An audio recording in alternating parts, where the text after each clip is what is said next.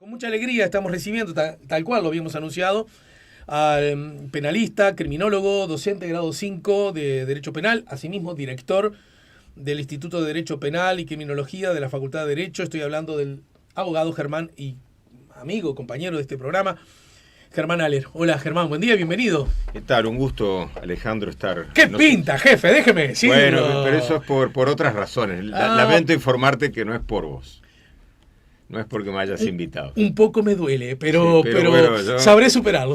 No te voy a mentir. No, tenía otros menesteres y de mañana estuve en el Canal 10 y bueno, y ya fui a otro lugar. Estuviste en familia entonces. Exacto, bueno, yo no quería entrar en muchos detalles. A veces nos pasa, ¿sabes? Sí. A veces en forma... Más de una vez nos ha pasado que... Claro. Vengo de... O ayer estuve en... Exacto, entonces bueno, todo eso me llevó a ponerme la corbata, el saco y esas cosas. Porque habitualmente no creas que ando siempre así, porque más bien que no, porque soy un roñoso. Bien. Mira, voy a empezar desde un lugar políticamente un poco incorrecto. Yo recuerdo cuando en el anterior gobierno empezaron a subir los homicidios y que las presuntas causas de los mismos tenían que ver con el así llamado ajuste de cuentas, que desde la lógica política partidaria, la oposición de aquel entonces le reprochaba al gobierno, están aumentando los homicidios. El gobierno decía, palabra más, palabra menos, decía, sucede que este tipo de delitos, este tipo de muertes son muy difíciles de investigar porque los protagonistas, víctimas o victimarios, no están dispuestos a compartir mucho dato con la autoridad. Creo una cosa así. Sí. Y ese argumento me acuerdo que se usaba para decir, usted está minimizando o ocultando su capacidad en combatir al delito. Las cosas han cambiado y no han cambiado, porque los ajustes de cuenta continúan. De hecho, todo indica que han aumentado este tipo de muerte violenta por, insisto, entre comillas, ajuste de cuenta. Y ahora los actores son otros, ¿verdad? Y el reproche es prácticamente el mismo cruzado. Sí. Más allá de entrar en esa lógica, de la cual en este caso preferiría no entrar, lo dije en aquella época, y yo lo digo ahora, por supuesto que es un crimen, por supuesto que es un delito, y por supuesto que en alguna proporción contamina a toda la sociedad. Sí. Pero yo puedo entender que un policía me diga, me cuesta más llegar a dilucidar estos crímenes, porque como se hacen entre comillas, cuando era niño, los malos no andan con ganas de pasarnos datos a nosotros la policía, más bien todo lo contrario, y hay como una barrera, como un muro más o menos invisible que nos impide llegar. ¿Significa entonces que tenemos que sacarnos el asunto con peine fino y a otra cosa mariposa porque es asunto de entre ellos? Y no, obviamente que no. Lo que vos decís, en realidad, tomando desde el punto de arranque tuyo, efectivamente se ha utilizado como más que nada una reyerta de corte político. Y es legítimo porque la política es así, en lo bueno y en lo malo. Entiendo. Somos dichos políticos, pero el técnico de ninguna manera va a entrar, cualquier técnico, no digo que sea un penalista o criminólogo, cualquier otro estudioso del tema, no va a entrar en ese discurso de decir, bueno, son muertes que en definitiva no es que valga menos la persona. Bueno, nadie puede decir eso porque la Constitución es clarísima, así que eso sí es un disparate afirmar algo por el estilo, pero en definitiva, bueno, yo qué sé, son líos entre ellos y ellos se acomodan así. Eso es inaceptable porque además ya la realidad nuestra, ya por una cuestión fáctica, ya vemos que hay un montón de víctimas, o por lo menos, si no decir un montón, muchas de estas víctimas son víctimas inocentes o completamente laterales a eso. Uh-huh. Un niño, una señora, por un tema aparentemente de que podía haber denunciado algo. Entonces ya ni siquiera son esos bien o mal llamados ajustes de cuenta. A mí la expresión ajuste de cuenta no me asusta como tal, pero sí me preocupa técnicamente que se asimile que, bueno, eso es los otros. Claro. Nosotros somos estos. No nos pertenece. Ellos son los otros, claro. Entonces, bueno, si se dilucida y se detiene a la persona que mató, bueno, estupendo, se cumple todo el sistema, se cierra el círculo, pero si no pasa, y bueno, yo qué sé, como mucha gente a veces lo dice, quizás no tanto en lo mediático, pero en la práctica, bueno, uno menos. Y eso es un disparate. El incendio de la cárcel de Rocha. Sí, bueno, fue años horroroso atrás. eso fue dantesco. Pero yo recuerdo, ya estaba en la mañana en camino, sí. Y recuerdo las reacciones que yo dije, ¿qué ha pasado aquí? Sí. muchas eran en esa dirección. Bueno, Creo nos lo que sacamos eso, de encima. para mí o para vos sería fácil achacarle o echarle la culpa a esa persona que dijo eso. Y por supuesto que está mal quien piense o diga eso, pero sin perjuicio de ello, se llega a eso a través de un proceso de decantamiento en el que se va prácticamente, no solo en Uruguay, muchas veces hasta en el ámbito de lo mediático, dejando como en un segundo plano ese tipo de situaciones. Y luego se lleva incluso al plano de lo político. Reitero, lo entiendo en el político, pero no me parece atinado. Debo decir como técnico que no comparto ese tipo de léxico o lenguaje, me parece que no tiene nada que ver con lo que es la realidad. Y de hecho nosotros vemos las situaciones de lo que pasa en las cárceles y también es preocupante que a veces, salvo algunos ámbitos, que a veces sí lo hay, tanto en los medios o lo que sea, que le dan verdadera trascendencia en cuanto a la parte hasta humana, queda simplemente concentrado en planos de seguridad. Debate acerca de si es más o menos segura la cárcel. En fin, yo creo que ahí hay un tema cultural, no digo nada nuevo en ese sentido, pero que muestra una pérdida de valores en muchos ámbitos de lo social e inclusive en los propios discursos, de cómo se ensayan esos valores cuando se exhiben a través de medios de comunicación. Los valores de quiénes. No, los valores de la comunidad en general, Claro. del respeto por la vida, del respeto por los demás, independientemente de las atrocidades que haya llevado a cabo esa persona, porque cuando nosotros empezamos a perder esa frontera, ahí es cuando en realidad, aunque no nos demos cuenta, empezamos a parecernos más a esa persona. Y si queremos realmente no ser como esas personas que llevan a cabo conductas execrables, entre otras cosas también tenemos que tener la altura, y no tengo empacho en decir la palabra altura moral, para decir, bueno, yo no voy a tratar a esta persona como él me trataría, en una información que no es literal, pero que podría ser ese concepto, ¿no? Entonces me parece a mí que eso es un tema que obviamente, bueno, encaja bastante bien con todo lo que vemos en las redes sociales, en la gente cuando se expresa sobre otras personas que piensen distinto, en cualquier ámbito, político, deporte, y rápidamente los calificativos, protegidos en el anonimato y a veces ni siquiera con anonimato, a veces incluso con nombre propio. Se dicen cosas inauditas sin ningún tipo de fundamento, no hablo ya de pruebas en el sentido jurídico, sino no tiene ninguna fundamentación hacer afirmaciones que denostan a los demás.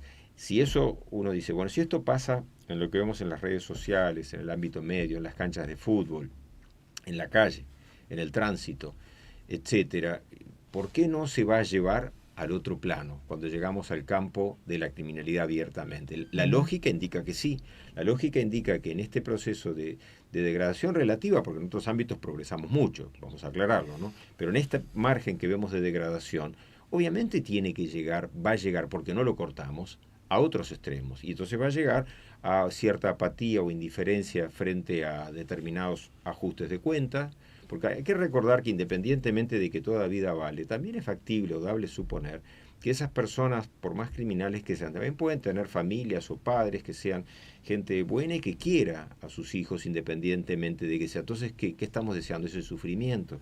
En fin, yo creo que en ese sentido, si uno ve lo que han sido los grandes líderes del pensamiento tendiente a una mejor humanización en la sociedad, bueno, lo primero que señalar es que la mayoría los mataron.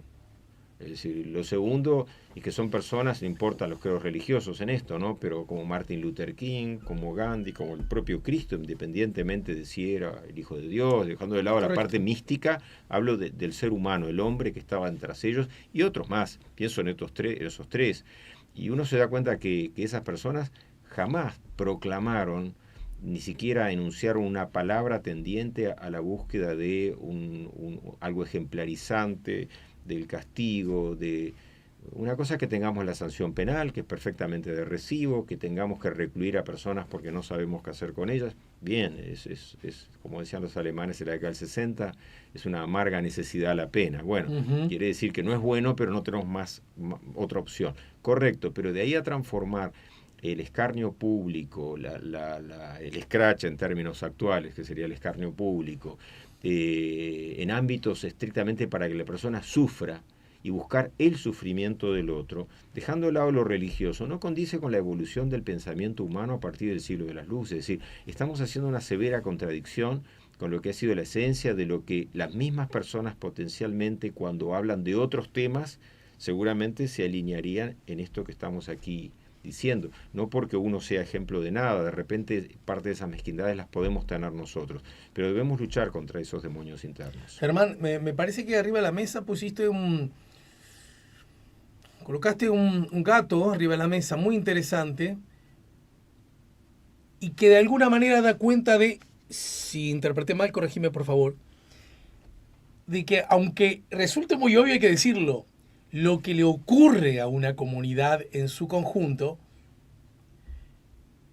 está constantemente vinculada, se generan lazos de incidencia permanente entre unos y otros, entre otros y uno, que uno incluso ofendido, agredido, molesto, indignado acerca del comportamiento del mundo criminal, no podría asegurar exactamente que no ha tenido nada que ver en la construcción de ese mundo. Y no, claro, eso es lo que... Pero eso implica un gesto de coraje sí, grande, ¿no? Y de honestidad intelectual también. Es un autodesgarro que uno se produce, porque no es achacárselo a los demás. En parte, de alguna manera, no quiero decir todos nosotros, porque algún oyente se va a sentir quizás tocado, pero digamos muchos de nosotros.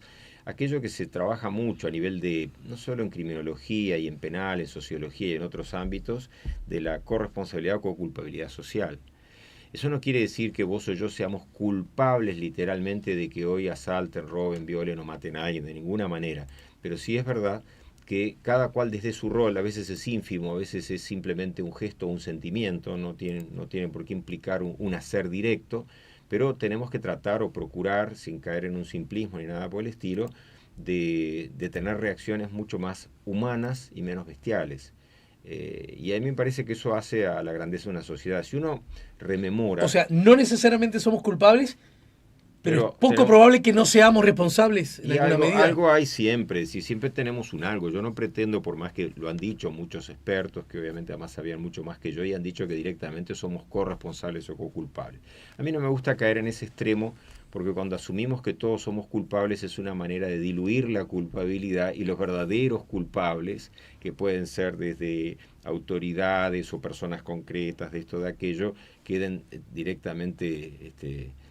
fuera de foco. Ganan impunidad. Y ganan impunidad. Entonces prefiero igual mantener la atribución de responsabilidad. Pero eso no quita que podamos tener una responsabilidad, o llamémosle si se quiere culpabilidad de corte social, en el sentido de no llevar a cabo a través de nuestras omisiones conductas que puedan ser absolutamente nimias por momentos, pueden ser muy pequeñas, como por ejemplo educar al hijo o al amigo, al compañero, lo que sea, cuando reacciona de esa manera, decir, mira, me parece que puedes estar equivocado. No tenemos por qué ser un experto, un técnico, con una gran dialéctica. Decir, bueno, por mí, que hay estos que los maten a todos. Y a veces se alcanza con una pregunta. ¿Viste el video viral último en que una persona ata como un cordero a un muchachito? Vi un pedacito, pero vi esa parte. Pero entonces, cerrando esto, después vamos a eso si querés, pero muchas veces alcanza con formular una pregunta. A veces no, a veces la pregunta puede ser muy motivadora, decir, ¿y te parece lo correcto? ¿Te parece bien que pase esto o aquello? Y la persona seguramente en ese momento retruque que no, pero le va a quedar. Porque yo no parto de la idea de que las personas son todas egoístas, malas, etcétera. Creo que aún las personas más que han llevado conductas tremendas a veces también tienen gestos positivos o la potencialidad de reflexionar aunque no cambie luego su conducta. A propósito así hablas de esas frases, ¿no?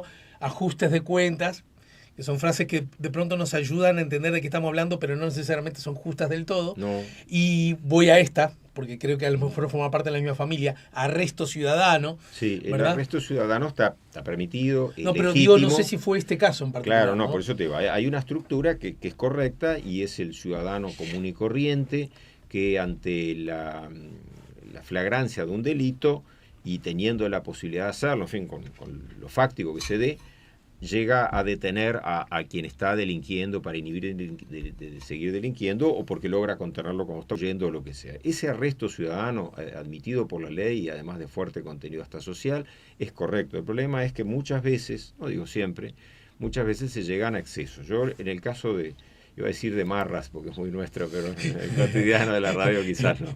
En el caso de marras, en este caso... O sea, en este caso, el caso aludido o del caso que estamos hablando, ¿no? Exactamente. Bueno, acá literalmente lo amarraron. Bueno, lo trataron como un marrano. O sea, si podemos utilizar un montón de cacofonías en eso. Pero no, lo que quería decirte, hablando con eso en serio, es que yo no vi la previa. Quizás ha sido correctamente detenida la persona, lo mantiene, pero en el momento yo esa parte no lo vi bien, así que no opino. Yo solo veo una persona que lo carga, atado de pies y manos, haciendo fuerza física realmente considerable, para que levantar un peso así, aunque sea una persona chicuela, pero igual pesa unos cuantos kilos, y la levanta y la cruza y se la entrega al policía que está enfrente, ¿no? Antes hay otro episodio que suela a Rito, lo pone de rodillas y le hace pedir perdón a otra persona. Bueno, esa parte no la vi. Bueno, me entero ahora por vos. A una persona presuntamente damnificada por la presunta mala conducta del muchacho, ¿no? Pídale perdón. Está totalmente de más. Luego ponerla hincada, ¿no? Sí, eso está total. Una cosa es que tenga la persona reducida, hincada, como quieras llamarle, para poder contenerla para que no huya. Eso yo no lo objetaría. Como no vi esa parte ahí, eximíme de opinar mucho, pero el hecho de exigir a alguien que pida perdón, el perdón si se exige no tiene validez ni el que se pide ni tampoco que lo recibe, así que en realidad tampoco... Puedo entender desde lo humano que quiera eso, pero estaba indudablemente errando el bizcochazo. Pero de todas maneras, yo la parte que sí vi, y que porque la vi es la que me preocupó más, no vi otras, entonces es cuando lo cargan y lo llevan. Es necesario porque si la persona está dominada, controlada y el policía está enfrente, el policía va a cruzar y el policía sabe cómo tiene que manipular, cómo manejarse. Yo creo que fue más bien, y no quiero cargarme con esa persona que quizás hablando con ella misma podría hasta darse cuenta de que hubo algún tipo de exceso. Por lo menos me resulta bastante palmario un exceso, quiero aclararlo. Pero me parece que alcanzaba con mantenerlo detenido y el policía iba a llevar a cabo la actividad que tenía que desplegar. ¿Qué pasa si el individuo en ese interregno, en ese trasiego que hace, se fractura o que muchas personas pueden importarle, pero la verdad que tendríamos un delito de lesiones, abiertamente? Bueno, tengo la información que ha circulado, es que la persona, el presunto delincuente, como que recuperó la libertad, y creo que estaba emplazado en la persona que cometió. Oí decir eso. Ahí hay que ver las situaciones, hay que ver la situación del delincuente, qué delito era el que habría cometido, habría que ver si tenía antecedentes o no. En fin, hay un montón de cosas que hay que verlas que no puedo opinar lisa y llanamente. Que la otra persona esté emplazada, dejando de lado el delincuente, que seguramente amerite también eventualmente una sanción por lo que haya cometido, que no lo sé, si es que delinquió, y la otra persona que sea emplazada y que sea interrogada y sometida a una investigación, me parece que es absolutamente de orden. Hablar de condenas, bueno, sería prematuro porque si bien lo que vimos me pareció verdaderamente chocante, quiero admitirlo, de todas maneras es verdad que no es sensato emitir una opinión tajante sin tener todo el mapa completo, ¿no? De todas maneras lo que se vio es bastante elocuente de que no es apropiado, como también recordarás aquel caso del que le dieron a Soberana paliza y poco menos que casi que lo matan. En Toledo. Exacto, en el arroyo. Con un policía delante. Con un policía delante. Y con una frase que a mí no se me olvidó más. Déjame a mí que todavía no le pegué. Sí, es cierto. Iban turnando. O sea, se iban turnando para cascar a una persona atada, y el ¿no? propio policía, la verdad, bueno, yo qué sé, muy lento en la actuación, muy poco profesional. Yo creo que el policía temió. Yo creo que el policía tuvo temor, sí. Justamente de que fuera confundido de que estaba defendiendo al malo. Exacto, pero bueno, y nosotros bueno, pero eso le damos los malos, ¿viste? Eso estuvo muy mal y es un muy mal mensaje. Es decir, yo no pretendo con esto decirle al ciudadano que ante la posibilidad de llevar un arresto de tal condición, si es que entiende que puede hacerlo, que lo haga, porque está amparado por el derecho. Lo que no está amparado por el derecho son los excesos. Es decir, detener a una persona y amarrarlo, y además no somos expertos, nunca lo hicimos, y de repente lo hagamos mal, bueno, eso puede estar dentro de lo admisible. Ahora, ya después entrar en el terreno de practicarle casi literalmente apremios y excesos de todo tipo, pues es innecesario. Lo ataron, lo pusieron dentro de la valija de un auto y se lo entregaron a la policía maniatado, como se ve en la filmación. Bueno, esto creo que yo llegué a ver. Y agrego, como fuente de Montevideo Portal, enterada de la situación, la fiscal adjunta de Rosario, Claudia Amoedo, dispuso que el joven fuera liberado, aunque se trató de un arresto ciudadano, fue ilegal, debido a que no existió flagrancia, Bueno, no fue agarrado durante el hecho, exacto. ese presunto robo. Bueno, eso yo no lo sabía. Y Amoedo dejó al joven, al hombre y a la mujer que aparecen en el video emplazados y sin fecha determinada para comparecer ante la justicia. Y ahora que vos citaste el ejemplo de Toledo, cito uno mucho más cercano en el tiempo, cuando el hijo de un connotado profesor de Sí, filosofía, estaba pensando en eso. pero ya, entre comillas, me siento mal en aclarar esto porque tampoco debería formar parte de la lógica, pero ni siquiera había cometido falta alguna, ni No. delito alguno, Y- ni daño alguno a ninguna otra Y persona. no había ninguna flagrancia, porque en el de Toledo había flagrancia y era un delito jorobado el que había llevado a cabo el individuo con armas, etcétera. Habiendo niños, así que uno no se acepta de ninguna manera lo que pasó luego, pero sí que generase la situación bronca, hay un margen, pero de ninguna manera para lo que aconteció después, que fue absolutamente tortuoso y que casi que por suerte no se murió el individuo, pues todo indicaba que se podía haber muerto. En el caso de aquello de lo de Maldonado, Punta del Este, la situación fue muy clara, que no fue ni cerca un arresto ciudadano, directamente fue una casa de brujas. Si vieron un individuo que tenía aspecto de delincuente porque había habido algunas situaciones en el barrio, si no recuerdo mal, y fueron abiertamente contra él, una cuestión, un dislate total.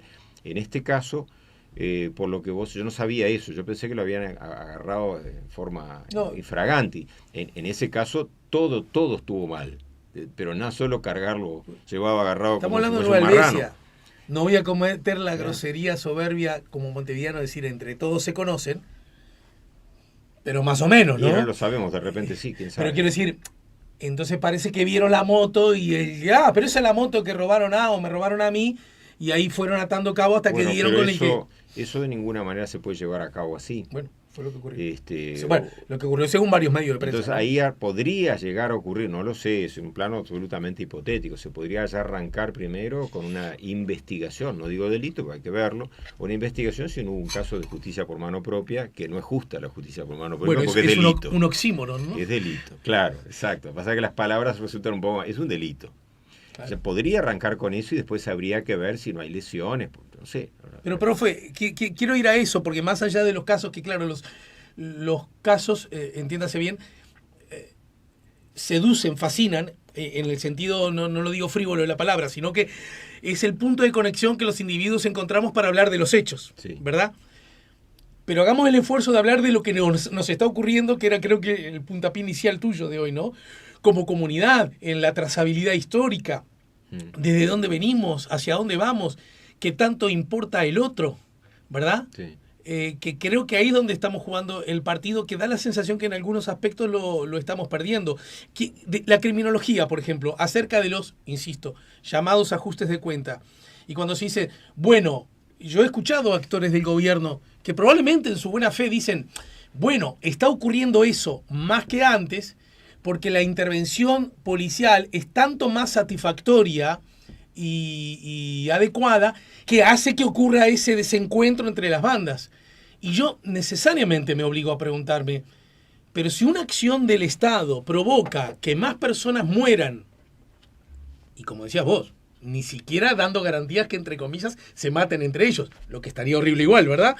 Y que haya un partido de baby fútbol y los niños se tengan que tirar al piso porque no se sabe de dónde viene la bala, o a la salida de una escuela, o la señora... cerca de una escuela, como pasa, claro. Y aunque no hubiere, profe, aunque no hubiese un solo muerto, la sensación de ¿qué le va a pasar a mi hijo cuando va a la escuela, o cuando yo salgo a trabajar, o cuando tengo que ir a esperar a Leticia que viene de la farmacia a las 9 de la noche porque trabaja en el centro? Todo eso, ¿verdad?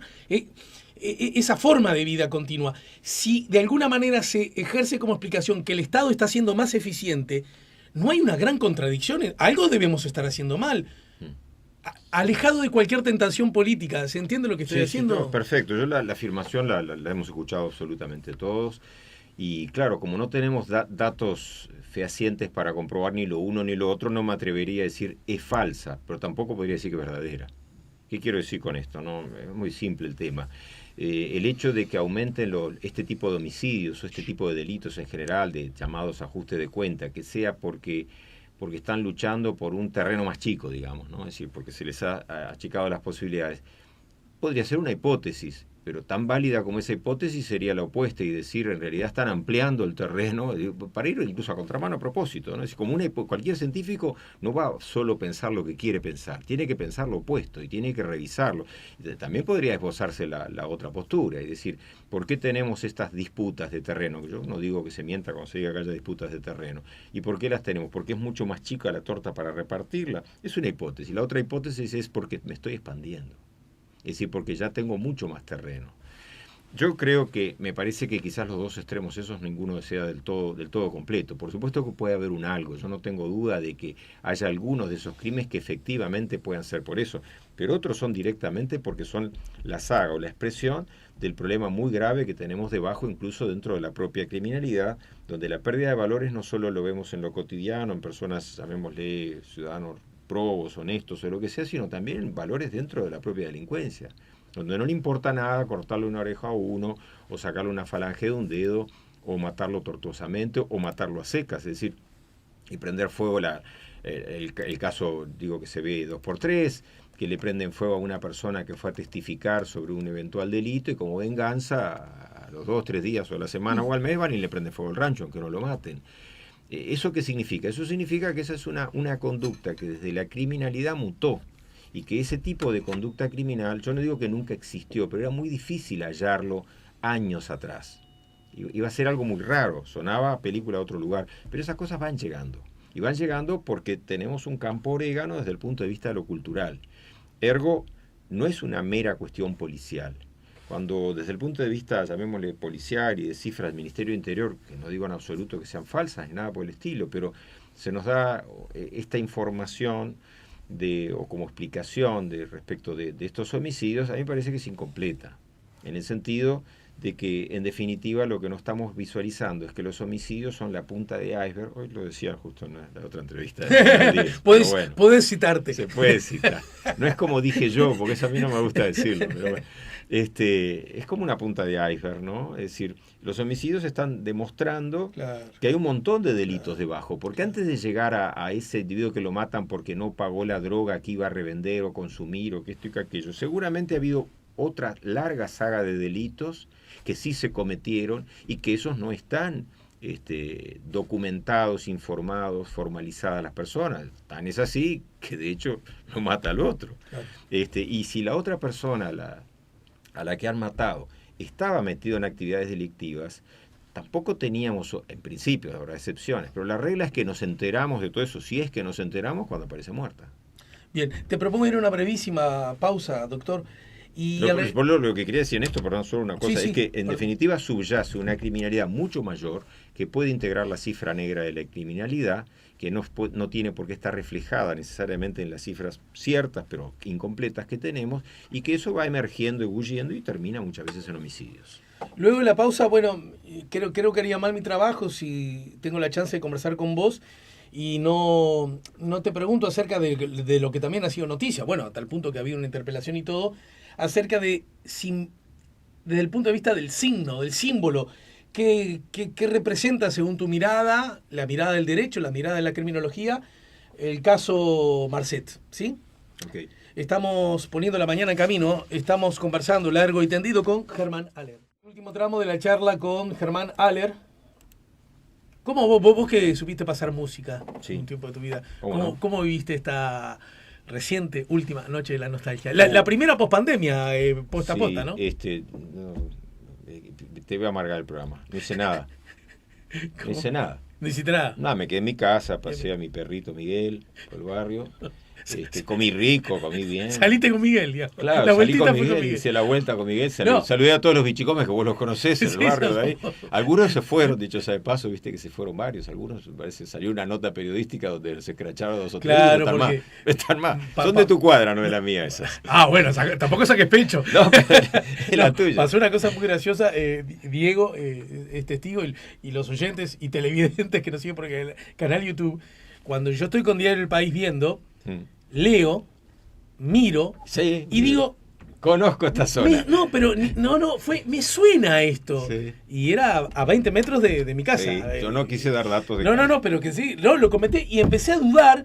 Y viste cuando, claro, a nosotros nos pasaba Ahora los más jóvenes están más acostumbrados, creo, Mm. felizmente, porque hay más producción cinematográfica uruguaya, mucha más que cuando nosotros éramos chiquilinos. Bueno, yo fui chiquilino un poquito después que vos, pero igual Mm. para el ejercicio sirve. ¿Te acordás cuando cada tanto había una imagen en el cine que mostraba 18 y Ejido? Sí, sí, Que sí. vos decís, es, pero en un momento decías, pero es, porque eso no puede ser que esa sea la mía, ¿me entendés? Sí, sí. Mi esquina sea la que está en el No, diario. te o en la- parece, o te en el parece cine. que estabas en las galerías Lafayette en París. Exacto, Pero no, era como otra cosa, y bueno, esto es lo mismo. Bueno, Mirá, incluso te digo más, en el barrio donde nosotros andamos por ahí, por esas zonas, había una persona en situación de calle que yo siempre charlaba con ella, con esta persona, consiguió un trabajo, el hermano se lo llevó a trabajar y yo pensé, me vino a decir, pues un tipo era muy bien, quiero aclarar, una persona muy bien, una situación espantosa y nada más, y droga y alcohol, pero era muy buena persona. ujú. Me dijo, bueno, conseguí trabajo, mi hermano me vino a buscar, a los 3 días estaba de nuevo. No aguantó la situación, tenemos un problema muy grave. Sí, sí. Así que bueno, pero el 24 no tuve fiesta. Bueno, Gran nombre, Miguel, el del perro. Gran nombre. sí, cómo no, Gran nombre. cómo no. Esa es otra de las cosas que han cambiado. Los nombres a Sí. los animales. Bueno, nuestros perros en mi familia históricamente han tenido nombre de personas, muchos. Recuerdo cuando era niño, a comienzos de los años 60, teníamos un perro, un boxer que se llamaba Astor. Y un salchicha que convivían juntos, era absurdo, kafkiano, pero bueno, se llamaba Fritz. Entonces Fritz y los nombres les caían perfectos, Sí, quiero aclarar, ¿no? sí. Pero siempre hemos tuvimos una perra que se llamaba Elena, otra que se llamaba Sofía, todas tienen una razón de ser esos Pero nombres. Y Miguel coincidirá también. conmigo que décadas atrás era un hecho bien inusual. Los No- animales no para tenían mi nombre- familia. No.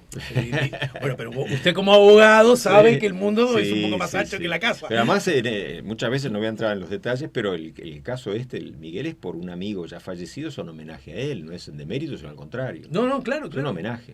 No, claro. Si estuviese vivo este amigo, estaría loco de la vida de saber que ese perro, que es muy, muy elocuente, un poco pesado, más de 40 kilos, pero bueno, pero que se llama por él así.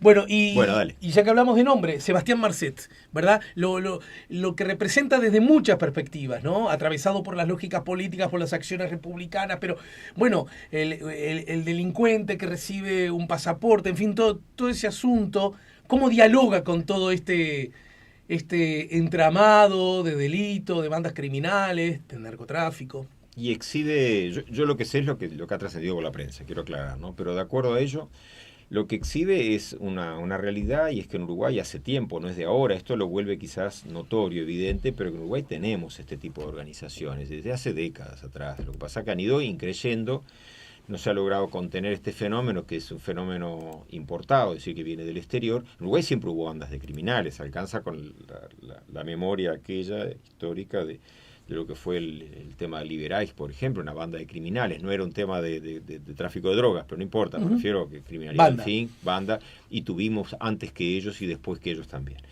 En este caso, si ahora, yo qué sé, yo tengo la impresión, puedo estar francamente equivocado, de que estamos no ante una persona que manda más, sino es un plano intermedio. Primero por la torpeza de actuar de esa forma, bueno, claro, no quiero dar recetas, ¿no? Pero con la torpeza de actuar de una manera ostensible, aun cuando fuese en Paraguay. Era una persona que sobresalía por el estatus, muy joven y con todo eso, un extranjero que se instala, todo eso es llamativo, es particularmente llamativo. Vos decís Con que- el AMPA en Estados Unidos, con Alfonso Capone, aprendió hasta cierto punto que no había que hacer ostentación. La discreción juega a favor del Por delito, supuesto, digamos. eso es esa etapa de Es medio que obvio, ¿no? Habla de una forma de actuar tonta, porque termina exhibiendo, ¿sí? Llama la atención, llama particularmente la atención.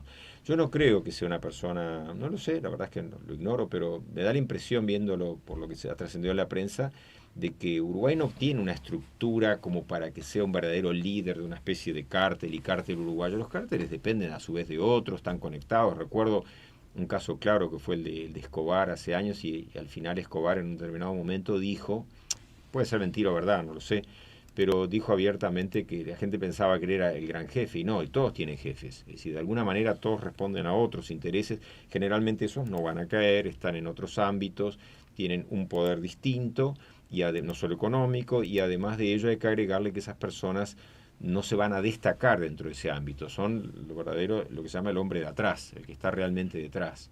Y delante ponen el hombre de paja, el visible. que sería este caso. Este individuo termina funcionando como un fusible. Este era prescindible, creo yo. Y termina cayendo, todavía no lo han cargado, pero ya cayó en ciertas medidas. Ajá. Sí. Pero está muy evidenciado, es decir, está liquidado. Bueno, pero en todo caso, desde la perspectiva simbólica, que haya sido el Estado el que le otorgue el pasaporte que le permita, bueno, ir ahora a la clandestinidad, bueno, relativa clandestinidad, porque es un hecho bien curioso que manda un video a un canal abierto, un informativo, sí. ¿Verdad? Ese video, yo lo vi como lo vio todo el mundo, ese video tiene una serie de connotaciones, digamos, de simbología, es demostrar que existe, que tiene poder, que es un individuo acorralado, indudablemente acorralado. Si realmente tuviese poder, no hacía ese video, no lo mandaba ni nada por el estilo. Es un manotón de abogado. Digamos, un manotón de abogado. Sí, está tratando de salvar. En realidad no te está hablando a vos o a mí. Le está hablando a sus personas socias en el delito, sus jefes, sus empleados, sus clientes, sus proveedores. Está hablando, es un mensaje para pero es curioso. Además, creo yo, no puedo estar. No, entendido. Pero también luce curioso que un delincuente, bueno, además de mandar un video con la posible explicación, perspectiva que das vos, digamos, diga, porque en algún momento hubo una idea que podía hablar de cierta sospecha o vínculo, o por lo menos mala actuación del gobierno en la entrega del documento, y diga, quiero decir que se está diciendo que el gobierno, y la verdad que pero que salga a defender un gobierno, incluso que salga a atacar al viejo Mujica cuando dice que por lo de la marihuana. Sí, eso lo veo, no sé, me da la impresión que hable mal de un gobernante y bien de otro. Sí, pero yo tengo la impresión de que ahí lanzó una cortina de humo y nada más. Pero si querés vamos a lo del pasaporte. Sí, claro. Me apego, insisto, a la información que tenemos, así que de repente hay algo que puede cambiar lo que estoy diciendo, quiero ser bien claro. Pero el pasaporte uruguayo no tenía motivo para negárselo. Vamos a hablar del plano jurídico, no es me parece, me gusta. Es decir, si la persona en Uruguay no está requerida, que no lo estaba, ¿verdad? No estaba requerida. En Uruguay, en teoría, podía entrar y salir, antes de toda esta situación. Si esa persona, la pregunta es, ¿puede tramitar ese pasaporte con los antecedentes que tenía? Sí, por supuesto. O sea, los antecedentes no inciden. No, se puede, no, porque nosotros no lo estamos. Si la persona ha cumplido la sanción, la pena que tuvo, etcétera, la persona puede tramitar pasaporte. Claro que puede tramitarlo. Y el Estado uruguayo otorgarlo. Es decir, yo no creo que el problema esté en el otorgamiento del pasaporte. Estoy hablando por lo que sabemos a través de la prensa y aplicando la normativa que tenemos. El pasaporte se podía expedir. Lo que llama la atención, yo no hablo de una conducta espuria, pero sí por lo menos que llama la atención, que enciende luces de alerta, es la forma en que se le entrega el pasaporte. Previo a eso, y quiero que comentes esto último, pero antes... vos sos el Estado y yo soy el ciudadano. Y el Estado tiene que responder ante el reclamo del ciudadano. Y agrego yo, y mucho más si está fuera, porque está por definición más indefenso. ¿No es cierto? Sí, está en un lugar que no conoce. Yo eso lo entiendo y lo celebro. Digo, Estado, vení a ayudarme, necesito el pasaporte. ¿Cómo no, compatriota? Voy. ¿Qué pasó con el tuyo? ¿Se te venció? No lo tengo. ¿Y cómo llegaste a este país? con otro pasaporte. Porque sos ciudadano de otro país. No, por un pasaporte ilegal paraguayo. ¿A vos no se te enciende una minimísima alarma? Alejandro, decir, una cosa es que se lo daremos a este loco a pesar de que... Se encienden todas las alarmas, pero en realidad es un derecho del ciudadano el poder desplazarse si no tiene inhibición para ello, y Uruguay no tiene razón para no darle el pasaporte. Es decir, aunque el individuo haya delinquido allá en ese país, Uruguay no tiene por qué negarle el pasaporte. Es una cosa distinta. Otra cosa es que diga, las alarmas, incluso habrá que revisar si no habrá otro documento falso. Hay un montón puede haber delitos por todos lados, pero una cosa es entregar el pasaporte. Lo que pasa es que ese pasaporte, y es un área, digamos que obviamente hay que analizarla más a fondo de lo que lo estoy haciendo. Pido las disculpas del caso por hablar un poco superficial en esto, ¿no? Porque no me gusta aventurarme en terreno que no estoy del todo cómodo, pero el Uruguay le podía dar el pasaporte. Lo que llama la atención, y no solo a mí, porque llamó la atención de autoridades uruguayas, claramente, así que no voy a decir nada que no lo han dicho ya otros, es que el pasaporte, en lugar de mandarse por la vía que corresponde, que sería valija diplomática, un agente en definitiva diplomático, consular o lo que sea, va por otra vía. ¿Esa vía es necesariamente espuria? No, claro que no necesariamente, pero llama la atención esa premura. Uno se queda con la idea. Luego de una reunión que también luce como excepcional entre el abogado del individuo y la viceministra. La reunión no, luce excepcional porque no todo el mundo va a tener esa reunión, pero excepcional no quiere decir espuria ni ilícita. No. Es decir, excepcional. Son cosas distintas. Excepcional sí, excepcional hay un montón de cosas. Y excepcional la forma en que llegó el pasaporte, lo acabas de decir tú. Exactamente, de ahí a que lleguemos a un plano de ilicitud, bueno, hay que investigarlo. De hecho hay un ámbito de investigación hoy día. ¿Sí? Claro. Y ahí tendremos que ir aprendiendo de la información y analizando la que tengamos. Por ahora, provisoriamente, uno lo que dice es, bueno, que tiene olfato o tufo de que puede haber algo, por supuesto que puede haberlo. Pero automáticamente lo que a mí me viene a la cabeza es, bueno, el procedimiento que vimos o que hemos podido percibir, salvo la entrega física del pasaporte, la vía por la que se le lleva, el resto aparentemente no es objetable. Uh-huh. Lo objetable sería, si es que lo es, hay que investigarlo, haber utilizado un camino totalmente distinto del habitual.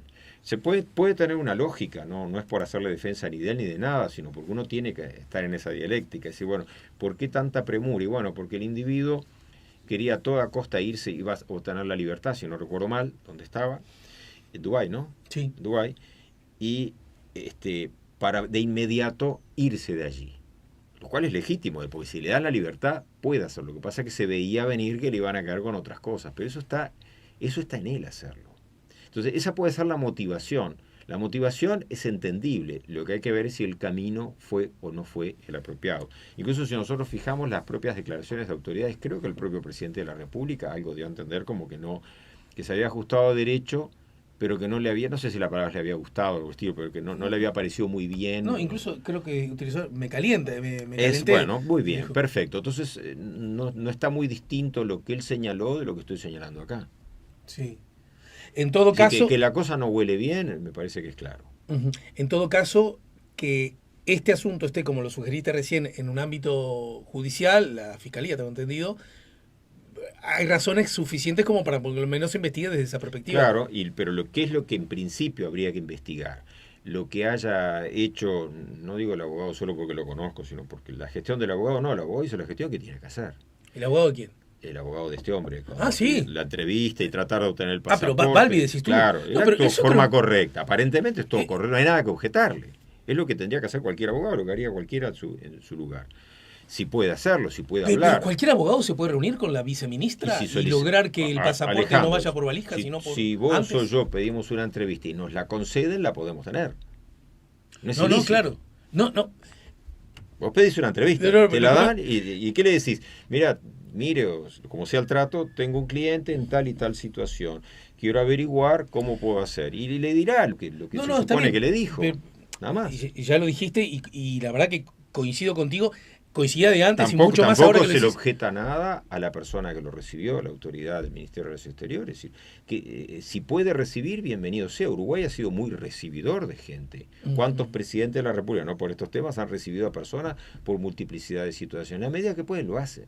Lo hacían históricamente desde Sanguinetti en el 85 hasta la calle Pou en el día de hoy. Cuando pueden, lo hacen. Eso habla bien de los uruguayos. Esa es una forma uruguaya de actuar. Pero luce un tanto excepcional, ¿no? Y como muchas otras cosas que son excepcionales, pero no necesariamente delictivas pero ni espurias. Estas cosas terminaron mal, porque un delincuente le facilitamos su vida. Y más bien como que los estados no están para eso, ¿no? Para facilitar la vida de los narcotraficantes. Eso está claro, y eso nos tiene que llamar a reflexión, y por eso distintos agentes políticos vienen de distintas tolderías diciendo, bueno, esto hay que ajustarlo, modificarlo, algo hay que hacer. Sí. Y ahí estamos de acuerdo.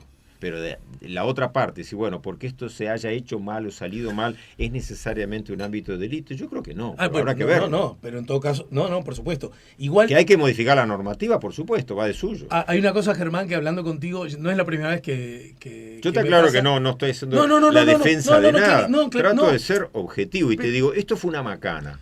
Ahora, es una macana ilícita, penalmente por ahora no le veo el ilícito. Lo que pasa es que hay veces en la vida, muchas veces en la vida, es que algo no es delito e igual está mal. Y no, sí, la mayoría de las cosas que están mal no son delitos. Y sin embargo, tenemos el derecho de decir, está mal. Claro.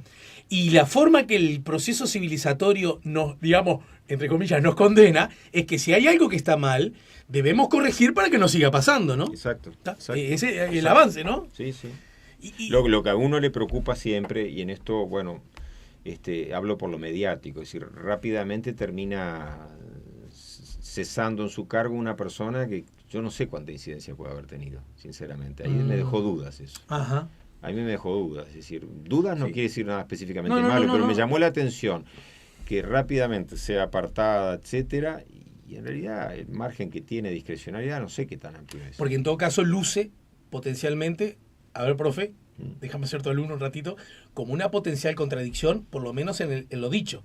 Porque si hicimos lo que estábamos por la norma vigente obligados a hacer, Exacto. y por lo tanto el desenlace fue ese, aunque no nos guste, no pudo haber sido otro, esto es lo que dice el gobierno, claro. Entonces ¿por qué sacas a alguien del reo? Exactamente. Porque significa que algo entonces pudo haber sido distinto. Yo no sé si esa persona actuó bien o mal. ¿Entendido? Lo que quiero decir es que si a esa persona se le deja de costado, que además se dijeron que podía ser hasta por otras cosas, o se quedó medio ahí, pero no importa, cualquiera se da cuenta igual. La dejan de costado, la retiran, la sacan, la cesan, y no esperas a saber cuál es el resultado de la investigación. Yo diría, por lo menos, tiene aspecto de ser apresurada la decisión. Porque si se actuó en todo ajustado a derecho, ¿por qué a su vez a esta persona... No hablo de delito, puede ser una falta administrativa, pero si todavía no hemos constatado ni siquiera eso, no tenemos una investigación, hasta donde yo sé, por lo menos trascendido en la prensa, de una investigación completa, de un sumario, etcétera, etcétera. Cuando tenía ganas de conversar de esto, más allá de que siempre los casos eclipsan naturalmente, y yo también tenía ganas de dar una mirada acerca de qué grado de incidencia puede tener el delito en general, el narcotráfico en particular, su incidencia en la vida cotidiana, ya no porque me da miedo de mandar a los chiquilines a la escuela, sino porque puedan estar influyendo, incluso a través la famosa herramienta que tiene el narcotráfico, que es el lavado de activos. Lavado de activos que puede influir en candidatos, partidos, gobiernos, como de hecho ocurre en otras naciones, ¿verdad? Sí. ¿Y qué tan lejos estamos de esa posibilidad?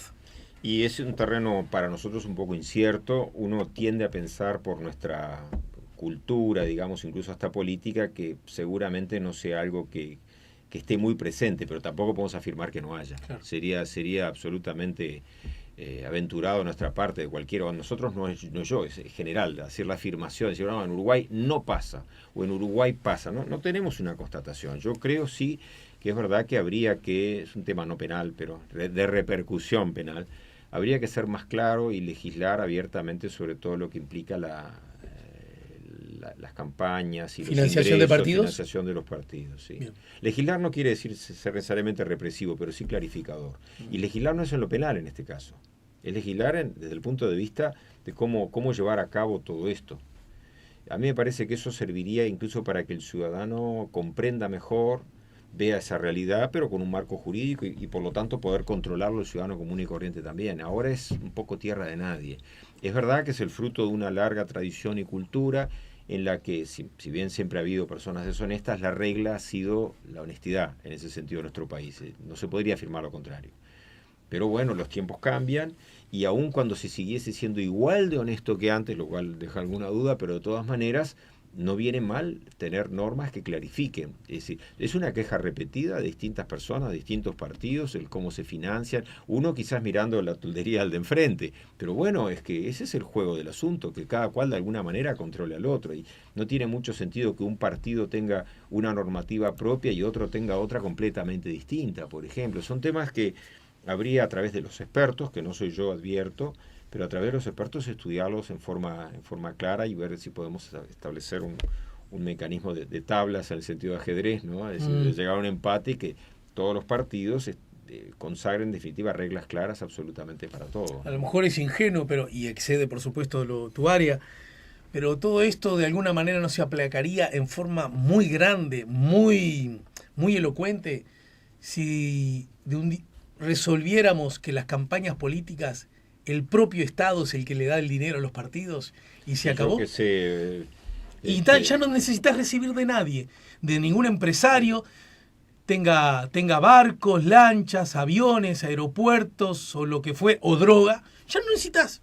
Y si necesitas, opa, ¿por qué? ¿De dónde recibiste esta plata? El Estado te Puede paga. puede ser, yo no Te paga no soy el la spot persona televisivo. para respondértelo cabalmente. No, Como ya, ciudadano común y corriente que soy, y bueno, te diría, es posible que sí, y si no es otra, alguna que sea, si va a haber particulares que aporten, bueno, que quede muy claro todo, y que no obtengan ningún tipo de beneficio de exoneraciones de nada por ello también, ¿no? Es decir, habría que, es decir, ese camino que vos decís me parece un camino más que viable, pero puede haber otros. También, la verdad, tampoco tenemos que inventar tanto. No, y además hay que revisar hay que revisar qué hacen otros otros, claro. países. Que no es que sean la panacea porque pueden estar peor en otras cosas, pero en este terreno nosotros estamos en estado virginal. Absolutamente. Y a mí me parece que sería bueno tomar ese tipo de recaudos, y máxima ahora con todo esto de un claro incremento desde el punto de vista regional del tema del lavado de dinero, etcétera, porque las campañas políticas son un buen mecanismo también para eventualmente, no digo que pase en Uruguay, pero lo hemos visto en otros países, para lavar de dinero.